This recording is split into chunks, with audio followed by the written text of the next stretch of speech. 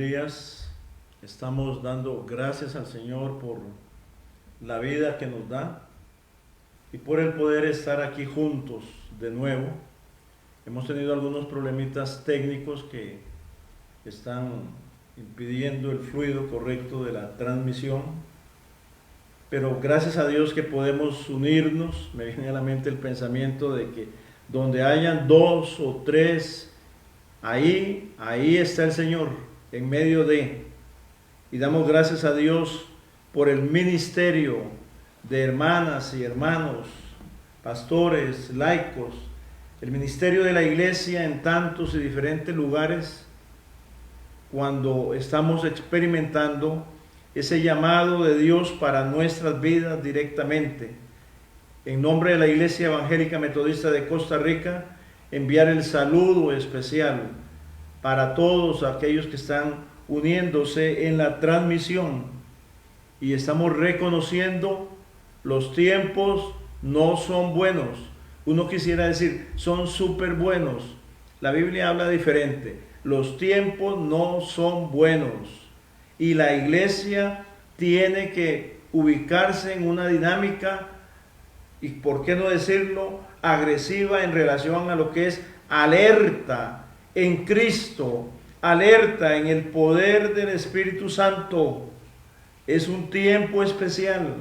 Hace poquito hablaba con una persona y esta persona me decía, puede ser que se nos están dando espacios especiales para realizar el ministerio y la obra que ya está en nuestras manos. Aquí es donde uno tiene que tratar de ver de qué manera abrimos la mente, abrimos el corazón para entender lo que Dios quiere realizar ahora mismo en medio de los pueblos, de las naciones. Es una tarea de todos los días. No es fácil, no es fácil. Sabemos a veces de los impedimentos también que se cruzan en el camino, procurando estorbar el quehacer de la iglesia. Más sin embargo, no hay excusa. Simplemente la iglesia tiene que marchar hacia adelante, tiene que estar viendo claramente el llamado que ha recibido y el poder que ya nos asiste para poder nosotros hacernos presente en los diferentes lugares, naciones, comunidades, hogares donde Dios nos está llamando. Damos gracias a Dios por nuestra iglesia en Costa Rica. Damos gracias a Dios porque podemos con libertad en este momento proclamar la palabra. Estamos orando también y volvemos a hacer el énfasis. Si algo tiene la iglesia de poder es la oración, la intercesión. Ese es algo que viene de Dios. No es que nosotros optamos por orar, no, este es el diseño de la comunión con Dios y de lo que Él ha hecho directamente. Todo lo que pidiereis al Padre, si estamos en obediencia, Dios lo hará. Por eso es que nosotros abogamos por la oración, por la intercesión, por la palabra, para que se cruce el conocimiento de Dios en medio de nuestra mente y de lo que queremos expresar.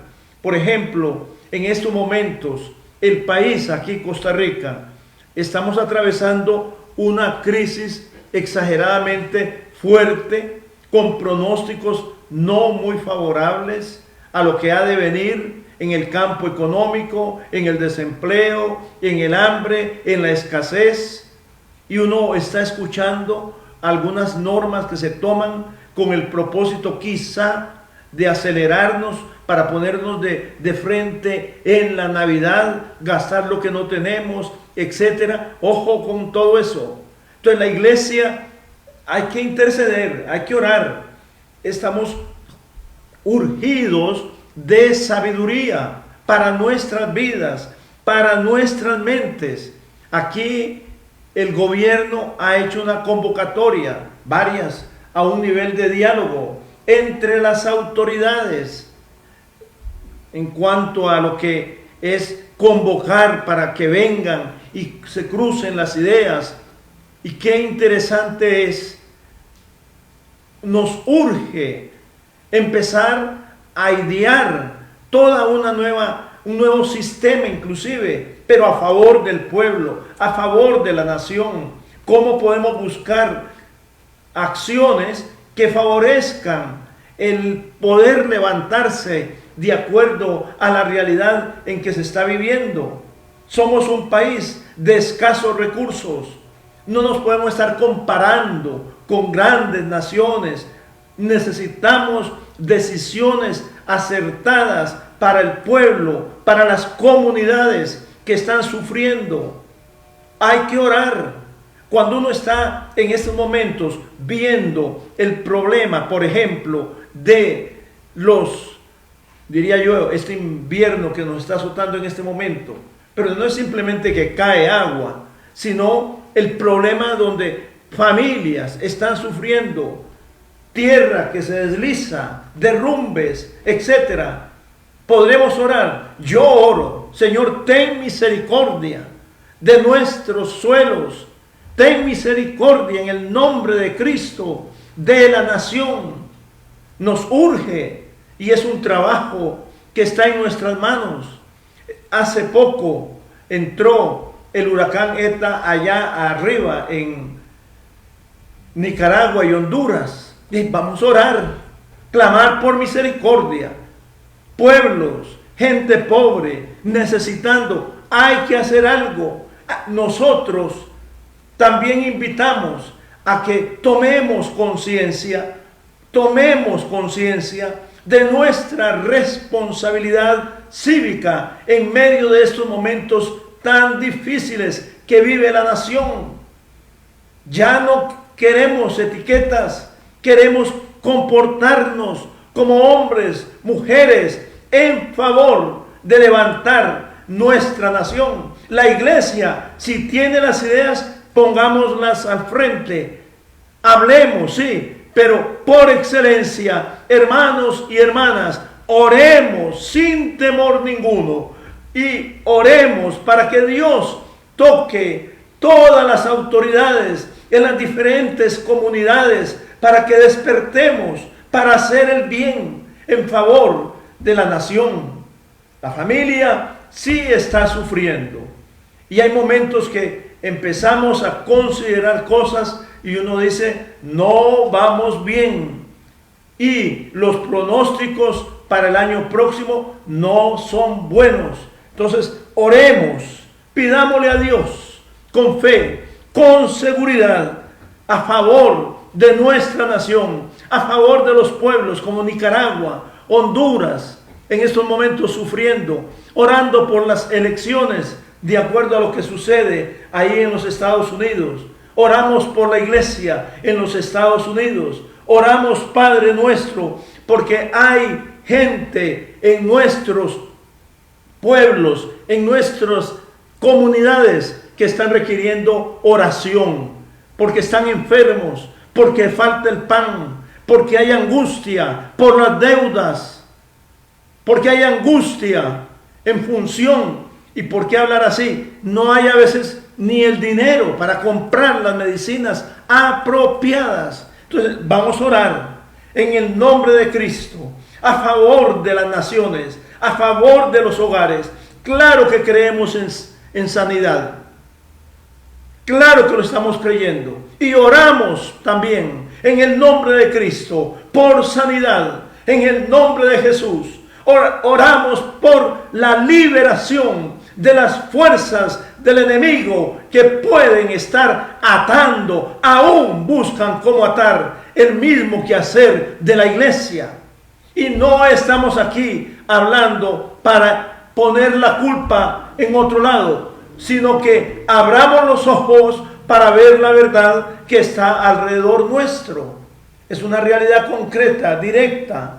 Y oramos, Padre, en el nombre de Jesús, para que usted sea bendecida, bendecido en este momento. Padre, si hay enfermedad, oramos en el nombre de Jesús para que usted reciba sanidad para que usted pueda dar pasos fuertes, directos, para decirle: Señor, aquí estoy. Yo creo que algo que nos falta y que debemos de levantar es una profunda gratitud a Dios por su amor, por su misericordia. Gracias, Padre, porque tú nos estás amando de una manera especial, increíble. Gracias, Padre, porque podemos venir y poner nuestras familias delante de ti. Bendice los hijos, bendice las hijas, bendice los padres, oh Dios. En el nombre de Jesús estamos orando y clamando delante de ti. Estamos orando, Padre, para que el ministerio de la iglesia, para el quehacer de la iglesia, aquí en Costa Rica y en cualquier parte del mundo, se levante de acuerdo a lo que tú has trazado. Gracias porque podemos recibir fuerza en nuestra mente, en nuestro corazón, para discernir los tiempos. Damos gracias, Padre. La iglesia sí está en capacidad de discernir los tiempos, no meramente para una dinámica profética, sino para que con sabiduría podamos emprender y hacer la tarea que Dios ha puesto en nuestras manos. Seguimos orando también, Padre, en total disponibilidad, para que la palabra tuya nos ayude y para que el Espíritu Santo fluya. Damos gracias cuando la Escritura está diciendo: sean llenos del Espíritu Santo todos los días, a toda hora, a todo momento. Gracias, Padre, porque podemos entender claramente sobre el vigor y la presencia tuya en función de la obra y el ministerio del Espíritu Santo para todos y cada uno de nosotros. Señor, queremos servirte en espíritu y en verdad. Gracias por este tiempo que estamos teniendo para hablar. Vamos a hablar un poquito, de repente, nada más. Pero qué tremendo es considerar la importancia de la valentía en la misión de la iglesia. La valentía para hacer la voluntad de Dios. La valentía para decir: Señor, heme aquí y me pongo en el camino. Se requiere ser valiente, pero valiente en una dinámica de ubicar la fe en aquel que entrega la fe.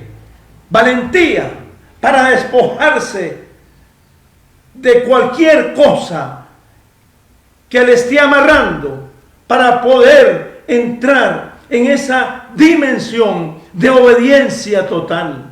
Hace poco, la semana pasada, estábamos hablando de la Reforma Protestante, allá con Martín Lutero y otros reformadores posteriores, y uno se pone a leer esas dinámicas históricas reales en medio aún de la misma iglesia, y uno se da cuenta, no hay duda, fueron mujeres, hombres valientes que Dios levantó para hacer la obra. Hoy necesitamos ser valientes, no hay duda, para decir: Señor, yo, y esa valentía va en esa dirección, yo me consagro a ti. No es valentía de compromiso meramente, es de entrega a lo que es la voluntad de Dios, entrega, posteriormente tal vez hablo, al señorío de Cristo. No hay otros señores, hay un solo Señor, y eso es lo que el mundo no quiere aceptar. Cuando hablamos del señorío de Cristo, es porque estamos declarando y afirmando, de acuerdo a la palabra de Dios, hay un solo Señor, y ese Señor es Jesucristo. Entonces uno se pone a apreciar todo ese proceso interesantísimo de la fuerza. Mira que te mando que te esfuerces y seas valiente. Es decir, la valentía que el ser humano tiene que tener para decir: en el nombre de Dios. La valentía para que la iglesia pueda decir: aquí nos ha puesto el Señor. y vamos a luchar y vamos a confrontar todas aquellas fuerzas de las tinieblas que se oponen en el nombre de Jesús. Aleluya. Y qué bueno es cuando podemos entender más y más. Todo lo podemos en Cristo que nos fortalece. Uno puede tomar el libro de Filipenses, el capítulo 2, ¿no? Para observar ahí un quehacer, nada menos que del mismo Señor Jesucristo. Y uno dice, realmente, por lo menos así lo pienso, si algo tuvo Jesús de Nazaret, fue valentía. Pero por excelencia, ahí en Filipenses se narra esa valentía, la misión para venir al mundo, la misión para encarnarse. Y entonces escribe el apóstol Pablo y dice, haya pues en vosotros el mismo sentir que hubo en Cristo Jesús. Aleluya. Ese es el amor, esa es la pasión. Y Dios nos ayude a todos y a cada uno, de manera que podamos analizar aquellas cosas que están impidiendo esa entrega, esa consagración. Jesús vino, no estimó el ser igual a Dios como algo a que aferrarse. Eso es tremendo. ¿Por qué? Porque habla de despojarse. Estamos listos nosotros para despojarnos de una serie de cosas, de producir un cambio en favor de la misión de la iglesia. No es para salir en los periódicos, no es para que nos den tal o cual cosa, para hacer la misión de la iglesia. Ahí es un trabajo que el Espíritu tendrá que realizar con cada uno de nosotros y poder analizar y hacer los cambios que sean requeridos. Cristo se despoja a sí mismo para tomar esa forma de siervo en medio del ser humano.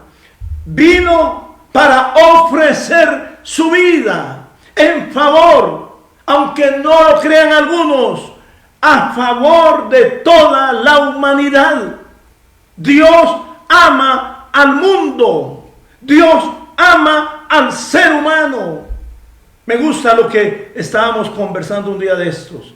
Y es, no solamente Él vino para perdonarnos, sino que Cristo vino para dar su amor para la vida de cada uno de nosotros. Y entonces alguien nos decía, ¿han recibido ustedes el amor de Dios? Ya no solamente el perdón, la justificación, la dinámica de la expiación, sino algo muy aparentemente luce como simple, pero no. Has recibido en tu vida el amor de Dios. ¿Sientes que Dios te ama? ¿Lo has recibido? El amor de Dios. De tal manera ama Dios al mundo que ha dado a su único Hijo. De tal manera ama que entregó a Cristo y Él se entregó por amor. ¿Has recibido el amor de Dios en Cristo Jesús? Qué bueno es pensar en ese punto.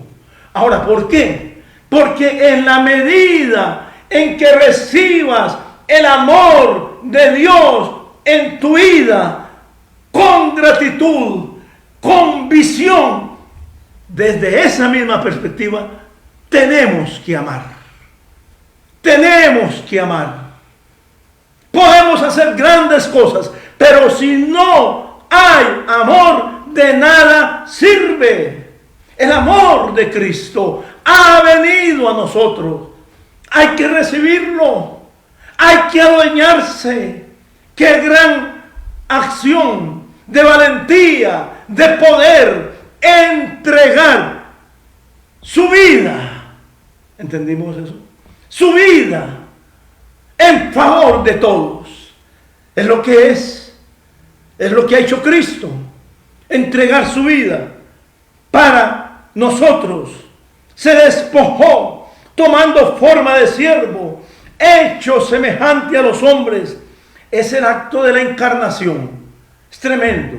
Y uno podría hablar una y otra vez sobre ese acto de la encarnación. Dios hecho hombre, Emmanuel, Dios en medio nuestro. Este acto de la encarnación que responde ¿a qué? Él se hizo uno igual a nosotros.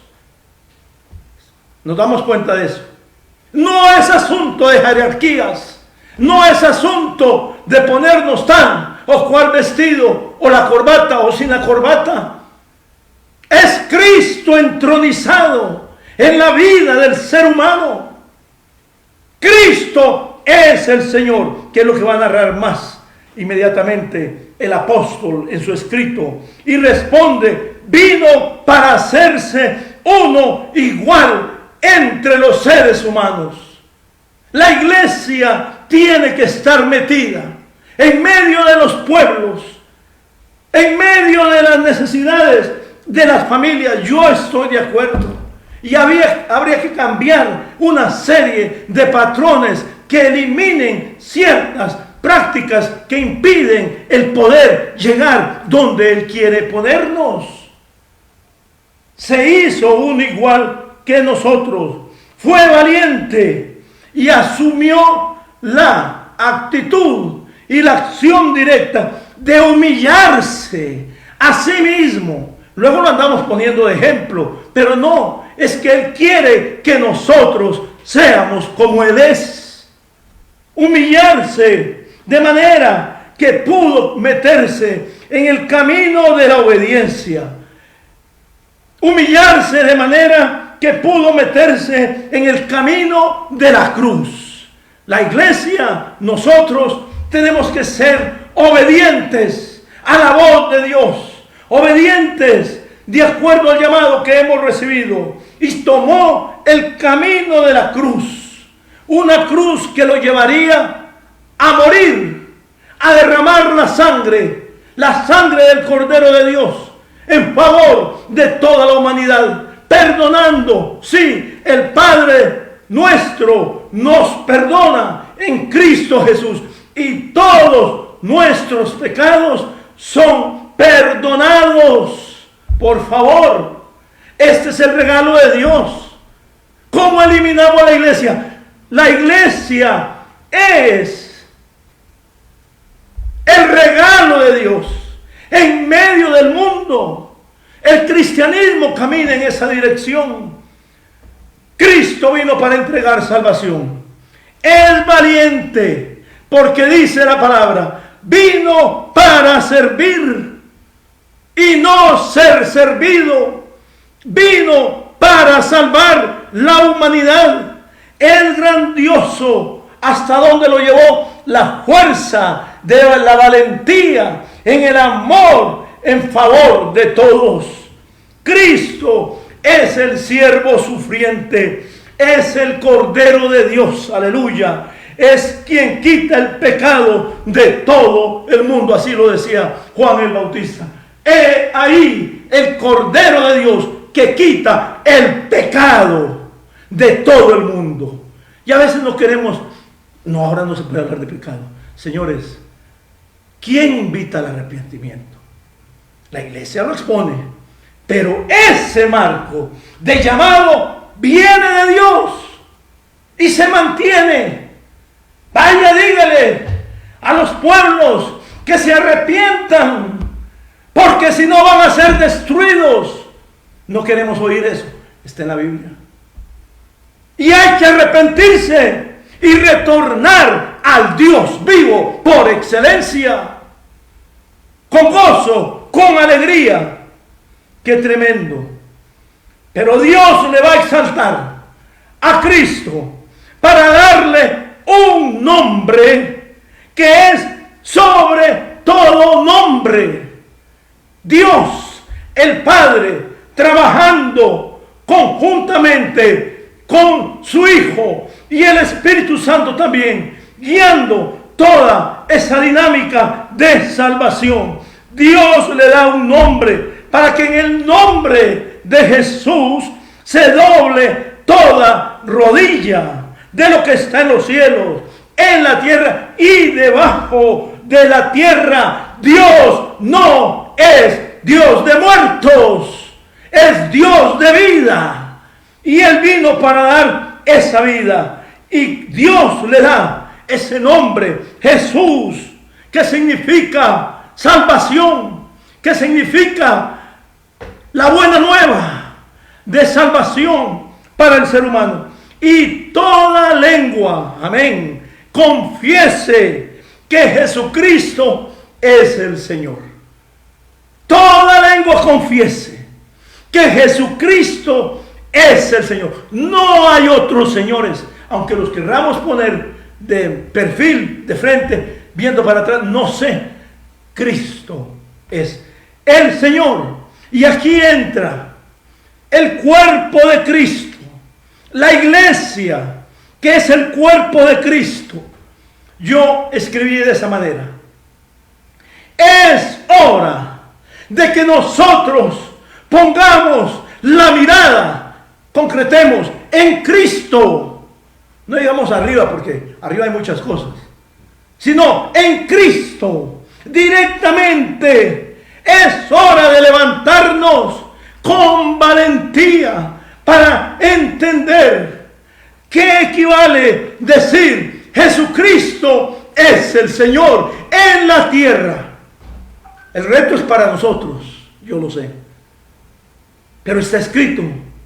Habrá que escudriñar. Hay que eliminar ciertas imágenes de un Cristo caído, de un Cristo que parece anémico. Cristo es quien declaró para la iglesia y para el mundo: toda potestad me ha sido dada en los cielos y en la tierra. Ya el poder está en Él. Aleluya. Intercede por nosotros. El Espíritu de Dios intercede por nosotros. Si queremos, ¿quién nos ayudará? Ya lo tenemos, por favor. Es grandioso, porque viene de Él. En Cristo, la iglesia se levanta.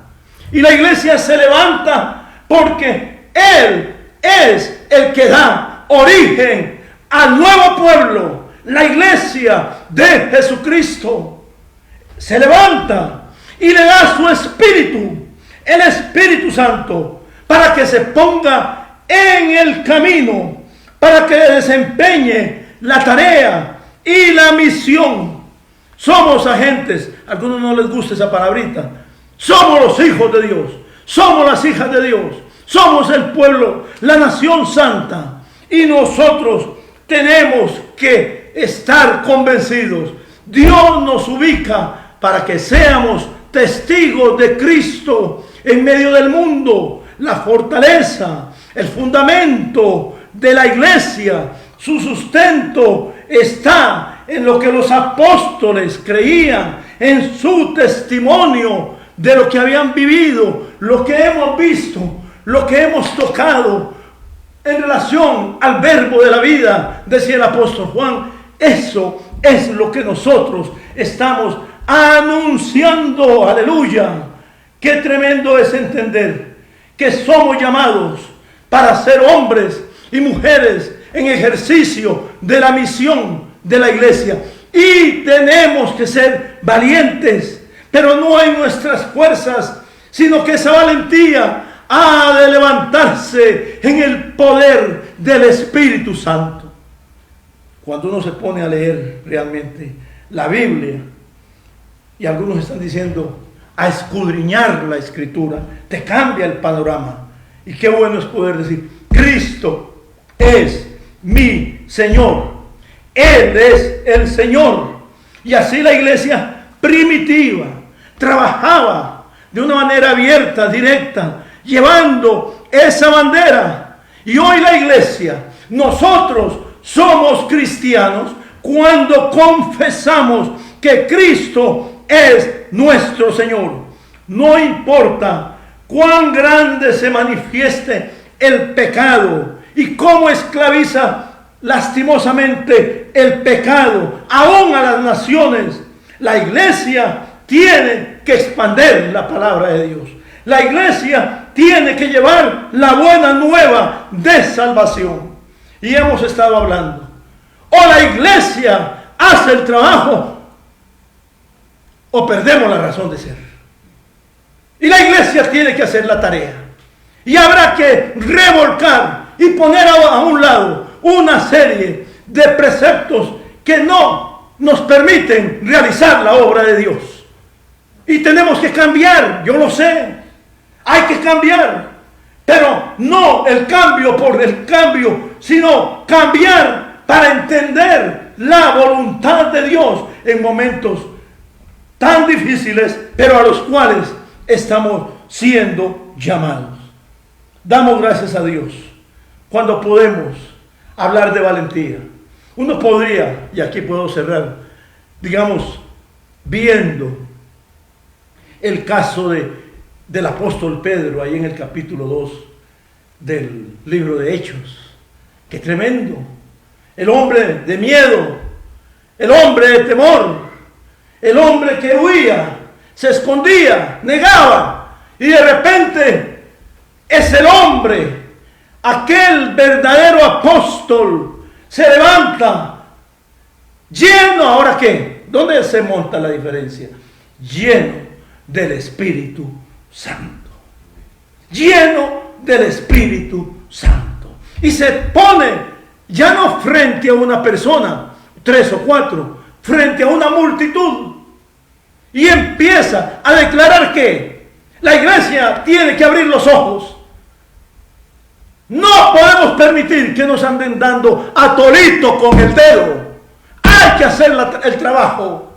Y qué tremendo es cuando la iglesia puede asumir con valentía su tarea. Y aquel apóstol se para adelante para decir: varones, hermanos, estos que vosotros estáis viendo responde a un acto que ustedes cometieron cuando ustedes crucificaron a Cristo. Este es el Mesías. Y va desarrollando el mensaje. Y qué tremendo. ¿Cuál fue la pregunta que vino para cuando él estaba predicando? Le preguntaron: varones, hermanos, ¿qué haremos? ¿Qué contestó el apóstol Pedro? Arrepiéntanse